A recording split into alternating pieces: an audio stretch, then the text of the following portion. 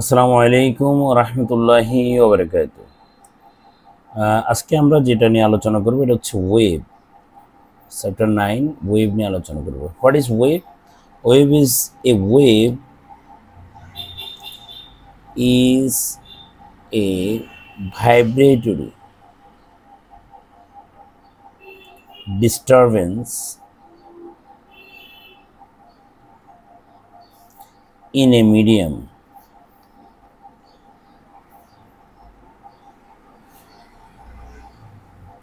which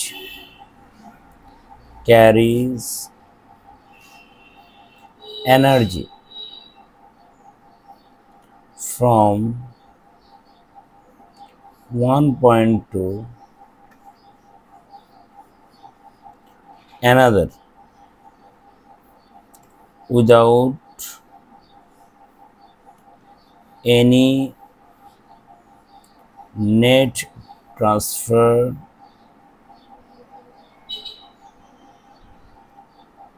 of the medium.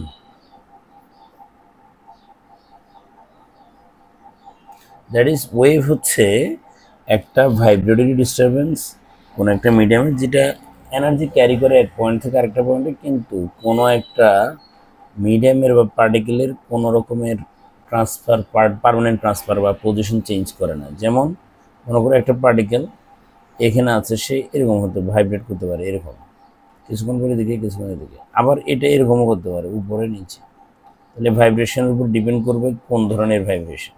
যদি এরকম করে একরকম ভাইব্রেশন আর এটা হলো আরেক রকম। তো এই কারণে আমরা আপাতত জানলাম ওয়েভ হচ্ছে একটা periodic disturbance of medium so that it carries energies from one point to another point without changing the position of the particles permanently change হবে না, বাট কিছুটা চেঞ্জ হয়ে এটা হবে মূলত। তাহলে ওয়েভের ব্যাপারটা হচ্ছে এটা। তো আমি এখানে একটা কনক্লুশন টানতে পারি, wave carries energy, wave carries or transfers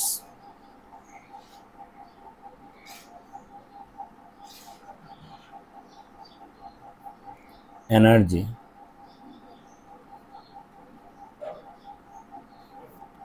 not particle or matter.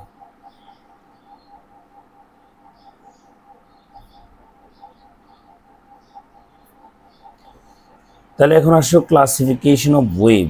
Classification যদি বললে অনেক রকমের কথা বলা যাবে। ক্লাসিফিকেশন অফ ওয়েভ,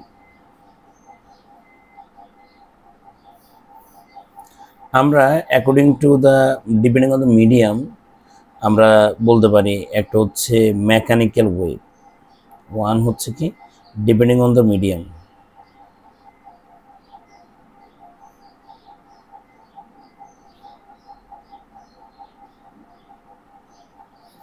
এক হচ্ছে কি মেকানিক্যাল ওয়েভ,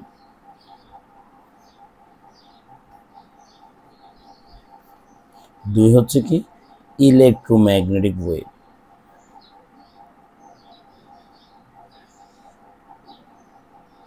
অর্থাৎ মেকানিক্যাল ওয়েভ হচ্ছে the wave which required medium to transfer energies from one point to another point, যেটার জন্য মিডিয়াম লাগবে। যেমন সাউন্ড ওয়েভ, যেমন ওয়াটার ওয়েভ ওয়াটার লাগবে, যেমন স্প্রিং লাগবে, এরকম। Are the wave which doesn't required any medium to transfer energy from one point to another point, এই ধরনের এনার্জি নাম হচ্ছে ইলেকট্রোম্যাগনেটিক ওয়েভ। যেমন মানে তুমি জানো radio wave, microwave, visible light থেকে শুরু করে লাস্টের হচ্ছে গামারে, এগুলো সবগুলো হচ্ছে কি electromagnetic wave. That is the wave which doesn't required any medium to transfer energy from one place to another place are called or is called electromagnetic wave. তো এখন আসো depending on the vibration of the particles, depending on the vibration of the particles, পার্টিকেলের vibration অনুযায়ী কী কী আছে দেখো। এক নম্বর হচ্ছে longitudinal wave.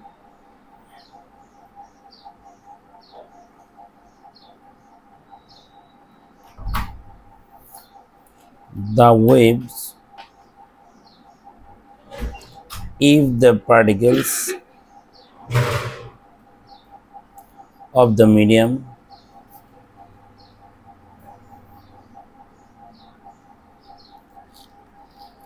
vibrate parallelly to the direction of propagation of wave,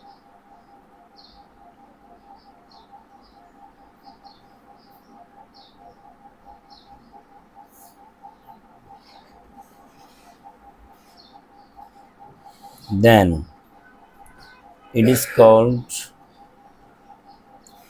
longitudinal wave.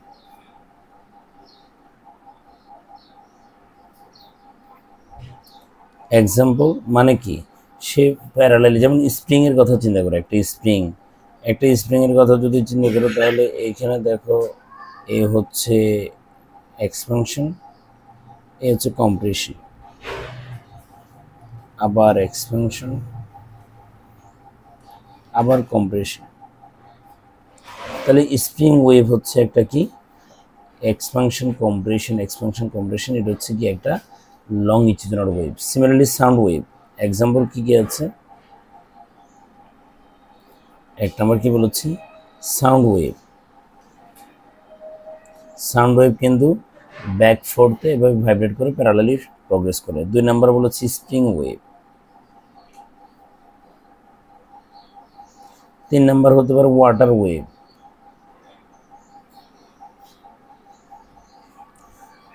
ঠিক আছে, গেল এক রকমের ঘটনা। নাম্বার টু, তাহলে এখানে হচ্ছে পার্টিকেলগুলো প্যারালালি ভাইব্রেট করবে, ওকে, আর এখানে কম্প্রেশন রেয়ারফ্যাকশন হবে, আর হচ্ছে ল্যামডা হবে দুটা কম্প্রেশন বা দুটা রেয়ারফ্যাকশনের মধ্যে ডিস্টেন্স। এরপর নাম্বার টু হচ্ছে transverse wave.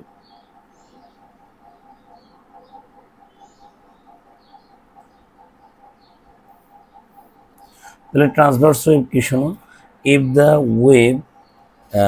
if the particles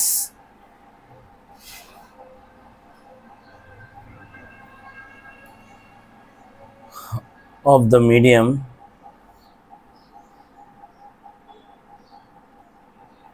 vibrate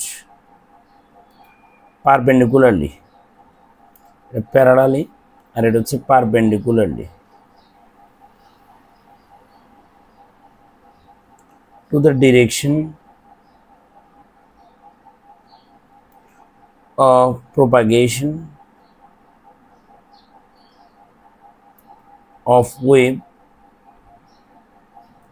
then it is called transverse wave.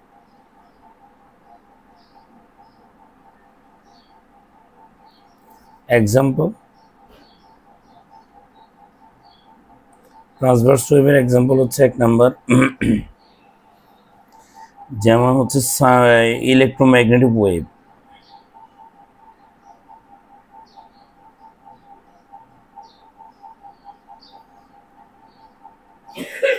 Number two, wave generated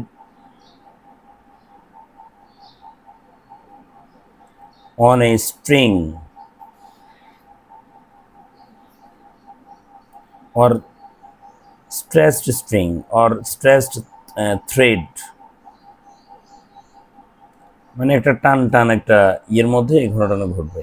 তাহলে এটা হচ্ছে এরকম দেখতে, অর্থাৎ এটা যে ডিরেকশন অফ প্রপাগেশন হবে এরকম হবে, পারপেন্ডিকুলারলি হবে এভাবে। তাহলে ওয়েভ গেল দুই রকমের, আরেকটা আছে ডিপেন্ডিং অন দ্য ভ্যালোসিটি। হ্যাঁ, এটাই হচ্ছে আরেকটা হচ্ছে মানে আমরা যেটা বলবো, একটা হচ্ছে প্রগ্রেসিভ ওয়েভ আর একটা হচ্ছে তোমার স্ট্যান্ডিং ওয়েভ। তাহলে নতুন করে আমরা ক্লাসিফিকেশন করতে পারি যে depending on the velocity.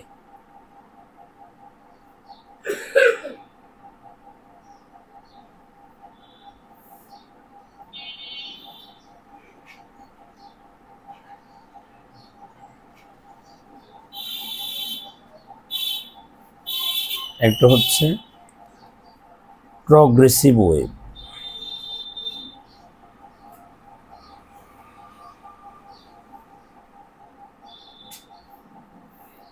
A wave which progresses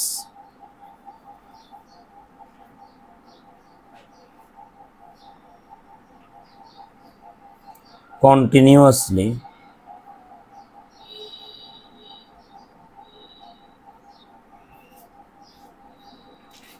in the forward direction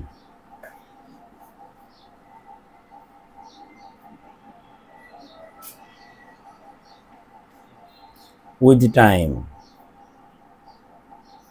is called progressive wave.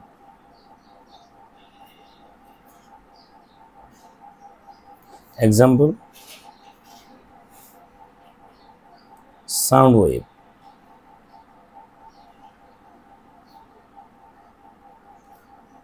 light,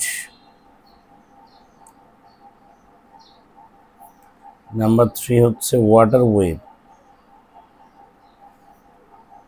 তো এগুলো বেশিরভাগই হচ্ছে কি তোমার প্রগ্রেসিভ ওয়েভ। এখন আসো প্রগ্রেসিভ ওয়েভের ম্যাথমেটিক্যাল ইকুয়েশন আছে, আমরা ওটা দেখব, mathematical expression of progressive wave.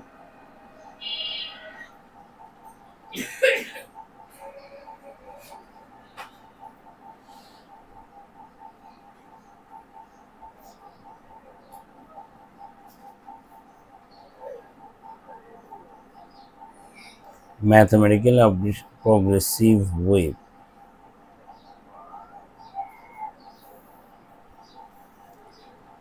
Suppose আমরা একটা ওয়েভের কথা চিন্তা করি, একটা পার্টিকেলের কথা চিন্তা করি।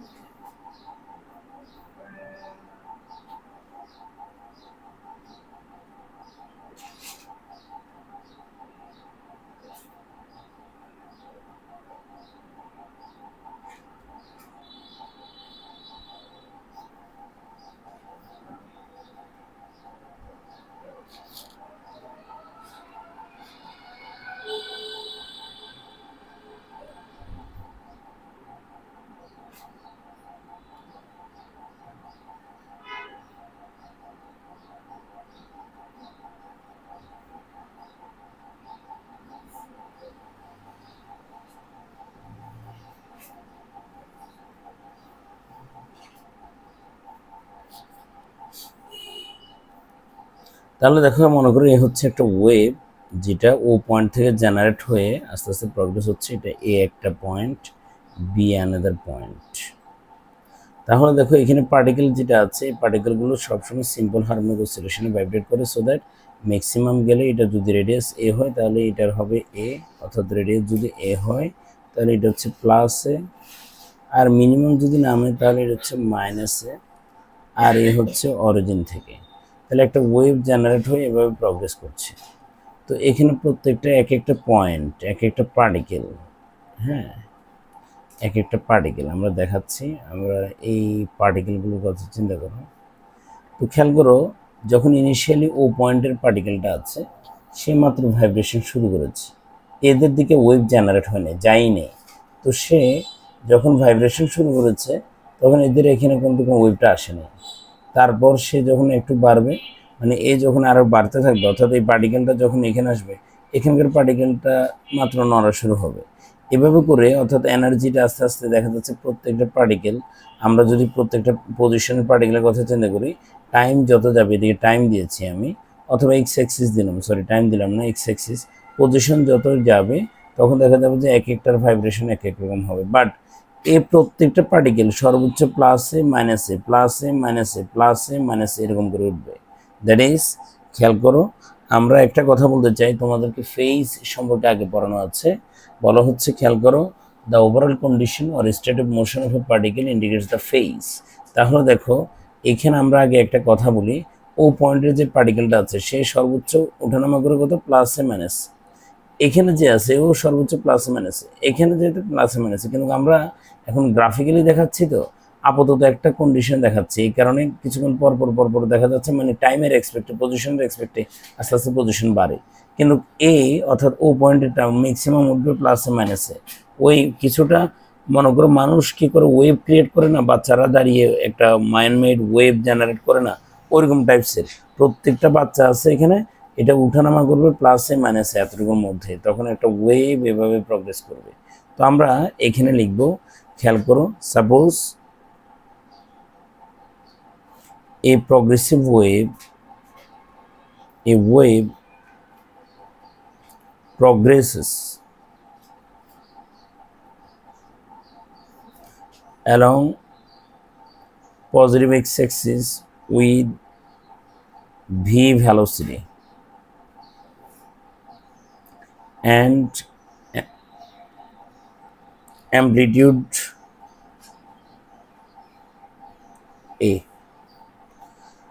Since the vibration of each particle, since all particles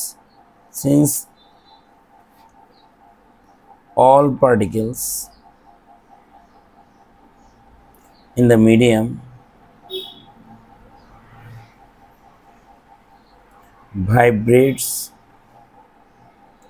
with simple harmonic motion, then we can write the displacement of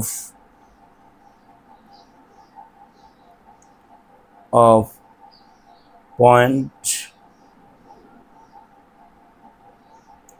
O y equal to a sin theta or a sin omega t, since theta equal to omega t। আমরা এরকম ওই simple harmonic motion যখন পড়েছিলাম তখন এরকম এই displacement equation পেয়েছি। এখন মোস্ট একটা ইম্পর্টেন্ট কথা আছে, কথাটা কি শোনো, ও পয়েন্ট যখন একবার কমপ্লিট রোটেট করবে, একবার কমপ্লিট করলে ওয়েভটা কোথায় আসবে, এই জায়গায় আসবে, তখন এখানকার যে পার্টিকেলটা আছে, ভালো করে দেখো, আবার বলি, ও পয়েন্টের পার্টিকেলটা যখন একবার কমপ্লিট অসিলেট করবে, মানে একবার প্লাসে মাইনাসে হয়ে আবার এখানে আসবে, তখন ওয়েভটা এই জায়গায় যাবে। ওয়েভ যখন এতে আসলো, তখন এর পার্টিকেলটা এখনো ভাইব্রেশন শুরুই করে নেই, কিন্তু ওর কমপ্লিট একবার অসিলেশন করে ফেলছে। তাহলে কার ফেজ বেশি, ও এর বেশি, কার তুলনায়, এর তুলনায়। আবার দেখো, ও যখন দুইবার কমপ্লিট অসিলেট করে ফেললো, একবার দুইবার, তখন দেখা যাচ্ছে ওয়েভটা লাফাতে লাফাতে বিতে আসছে, কিন্তু বি এর পার্টিকেল যেটা আছে তার অসিলেশন এখনো শুরুই হয় নাই, মানে কি সে শূন্য। এ একবার কমপ্লিট অসিলেশন করছে, এ দুইবার কমপ্লিট অসিলেশন করছে। তাহলে আমরা একটা কথা বলতে পারি, ও পয়েন্টের রাইট সাইডে যত পয়েন্ট আছে সবগুলো পয়েন্টের, সবগুলো পার্টিকেলের ফেজ আর ফেজ অ্যাঙ্গেল ও পয়েন্টের চেয়ে কম হবে। এ দুইবার করলে 4 পায়, এ একবার করলে 2 পায়, এ স্টার্টই করে নেই। তাহলে ও পয়েন্টের তুলনায় এই পয়েন্ট রাইটে, তাহলে ও পয়েন্টের 4 পাই হলে এই পয়েন্ট হয় 2 পাই, একবার রোটেট করার কারণ এ দুইবার করলো, একবার করলে এই করে নেই, এ 0। তাহলে কি বুঝলাম, যে ও পয়েন্টের রাইট সাইডে যত পয়েন্ট থাকবে সবগুলো পয়েন্টের বা সবগুলো পার্টিকেলের ফেজ কার তুলনায় কম হবে, ওর তুলনায় কম হবে। এটা যদি বুঝে থাকো, খেয়াল করো, the phase of A particle of a point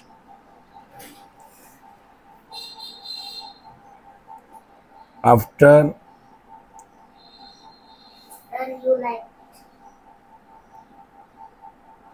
of a point in the right direction, right side of O point will be less than of O point. এটা যদি বুঝে থাকো তাহলে আমরা একটা নতুন পয়েন্ট নিচ্ছি, মনে করো এখান থেকে একটা কিউ পয়েন্ট নিব, কিউ বা এক্স ডিস্টেন্সে এখানে একটা পয়েন্ট নিলাম, এই পয়েন্টের ফেজ নিয়ে কথা বলবো, P point. Suppose the phase difference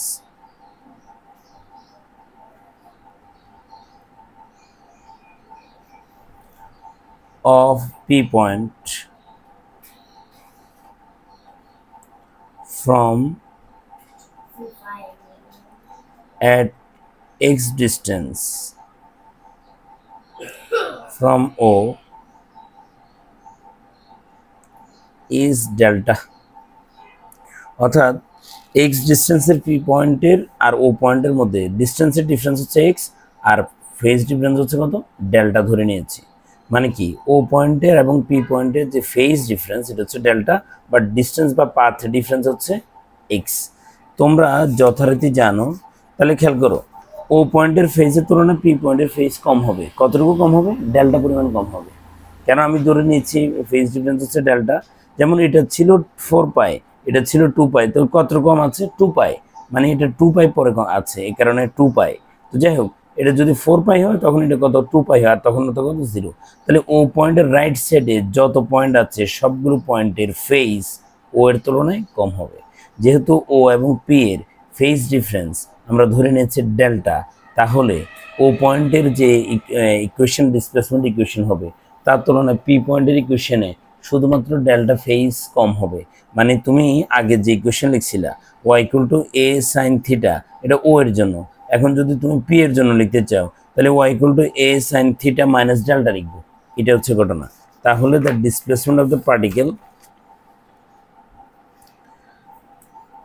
the displacement